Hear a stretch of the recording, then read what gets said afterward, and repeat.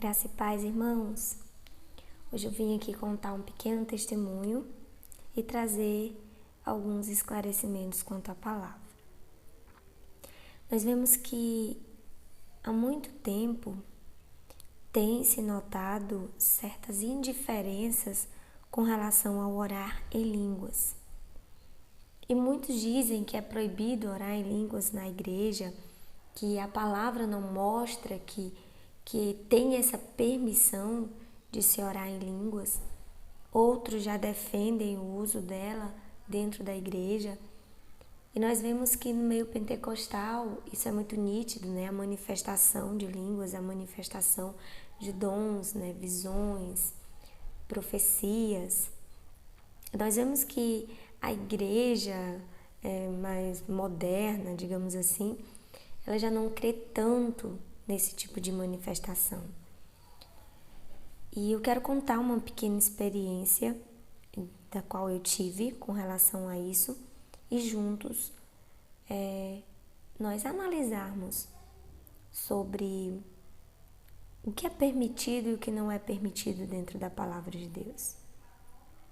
Quando nós lemos em Efésios 6, capítulo 6, versículo 18, que ele diz que nós devemos orar com toda oração e súplica, orando em todo o tempo no Espírito, e para isto, vigiando com toda perseverança e súplica por todos os santos. Ele mostra que essa oração no Espírito, na verdade, o que ele está querendo dizer? Que é a oração em línguas. E a oração em línguas, ela traz uma edificação espiritual para as nossas vidas, pessoal. É óbvio que 1 Coríntios 14, né, do 2 ao 14, ao 17, nós iremos ver que Paulo ele aborda muito esse tema. E ele fala que essa oração em espírito para edificação para si, ela é de extrema importância.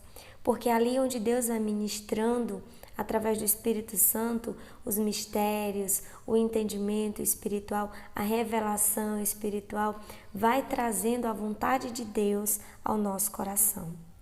Do mesmo modo que a oração em línguas seguidas de profecia, que é uma oração profética, ela edifica a igreja, porque ela traz o entendimento à igreja. Qual é a mais importante? Eu posso dizer que todas são importantes. Eu tanto necessito de edificação para minha vida pessoal, como eu necessito cumprir a palavra do Senhor, edificando ao corpo de Cristo, sendo um membro ativo no corpo de Cristo, trazendo crescimento espiritual para os meus irmãos. Então, ambos são importantes. E nós vemos que esse termo de orar em espírito é usado para que a gente mantenha uma constância na oração em línguas, seja ela dentro da igreja ou fora da igreja. Só que quanto a isso, eu quero contar um pequeno testemunho. Certo dia, eu no meu tempo com Deus de oração, eu comecei a orar, eu comecei a glorificar o Senhor, orar em línguas, eu gasto bastante tempo orando em línguas.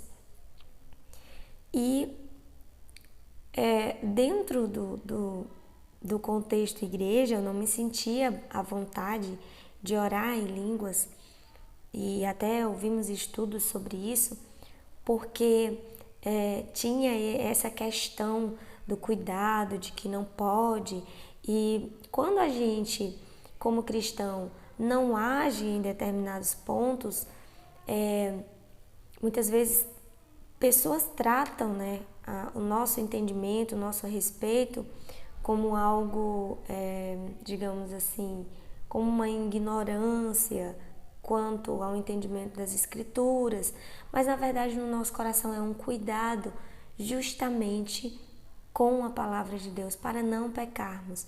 E muitas vezes nós não agimos conforme o que o Espírito Santo coloca no nosso coração por medo do que as pessoas vão pensar.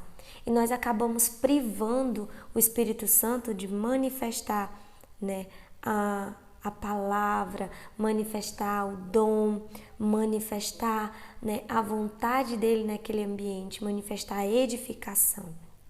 Então, isso me tomou um coração e eu me senti limitada a não orar em línguas. Mas nesse dia em questão que eu estava no meu quarto, né, orando, buscando ao Senhor, o Senhor, né, Ele colocou ardentemente no meu coração para orar em línguas. E eu comecei a orar em línguas na igreja. Eu comecei a orar. E depois de um tempo, né, eu mesmo com aquele receio, eu orava, mas sabendo que o Senhor tinha me levado a orar. E depois de um certo tempo, eu entendi que o Espírito Santo é quem conduz cada movimento, cada ação, cada edificação.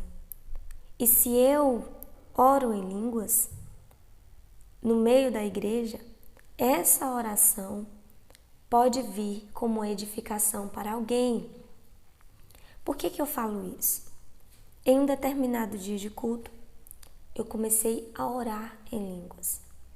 E o Espírito Santo me direcionou aí a vida de uma pessoa orando em línguas. E eu comecei a orar com ela. E essa pessoa começou a chorar e se quebrantar. E depois, né, terminou o culto, depois de alguns dias, eu soube de que essa irmã, ela tinha entendido tudo que eu tinha falado. Eu não entendi nada, mas ela entendeu perfeitamente o que estava saindo dos meus lábios. E ela teve uma experiência muito maravilhosa com isso. Ela se reconciliou com Cristo Jesus. Ela se encontrava em uma condição, né, assim, delicada, um momento delicado. E dias atrás, essa mesma voz falou com ela, né, em um hospital. E dias depois desse retorno, né, dela ter saído do hospital, essa mesma voz falou com ela através da oração em línguas. E a partir daí, eu pude entender que é o Espírito Santo que manifesta a edificação, que eu não posso me limitar a orar, a manifestar a vontade do Senhor. É óbvio que tudo se tem um limite, se deve ter um cuidado quanto ao que eu estou manifestando. Mas, de fato, se o Espírito Santo tem liberdade, ele pode fazer exatamente o que ele quiser para edificar vidas. Aleluias! E a partir daí, nós começamos a mudar a nossa forma de entendimento. E eu comecei a testemunhar sobre isso.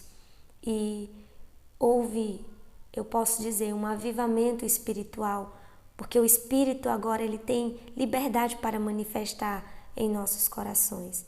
Tem liberdade para trazer vida, para conduzir os nossos lábios, as nossas ações dentro da vontade dele. Nós não fechamos a porta. E apagar o Espírito Santo, nós vemos, né, que 1 Tessalonicenses ele fala, não apagueis o Espírito Santo. Apagar é sufocar, é não deixar ele fluir, é não deixar a vontade dele ser manifestada. Então, eu achei muito importante. E se o Senhor te direcionar a falar para alguém algo da parte do Espírito Santo, se o Senhor te der um sonho, se o Senhor te der, te direcionar a orar em língua sobre alguém, vá, mas vale obedecer ao Espírito Santo de Deus. Mas vale obedecer à vontade do Senhor. Ainda que você não entenda, faça, porque mais à frente você vai entender. E principalmente se você é uma pessoa de oração, se você é uma pessoa que gasta tempo buscando na palavra, obedecendo os mandamentos, jejuando, aí sim, não se limite, deixe o Espírito Santo te direcionar. Amém? Então, nós precisamos voltar à obediência, ser guiado pelo Espírito Santo de Deus. Assim como nós não sabemos de onde o vento vem nem para onde ele vai, assim o Espírito Santo quer nos conduzir. Muitas coisas não vamos compreender de fato naquele momento, mas depois Ele vai nos trazer o entendimento.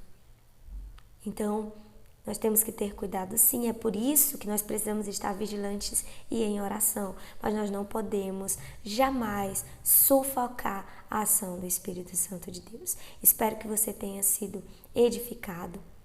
E se você quiser contar experiências a respeito do Espírito Santo, deixa nos comentários, amém? Que a graça e a paz do Senhor esteja com você, que o Senhor te abençoe poderosamente e não sufoque a ação do Espírito Santo. Deixe Ele ter liberdade, abra sua boca, ore em línguas, fale em mistérios, declare profecias, manifeste o poder de Deus, porque hoje o mundo está precisando dessa manifestação do poder de Deus, para que assim como essa vida se reconciliou, outras vidas venham se reconciliar, haja cura, libertação pelo poder de Deus e assim a salvação se multiplique na terra. Amém? Fica na paz.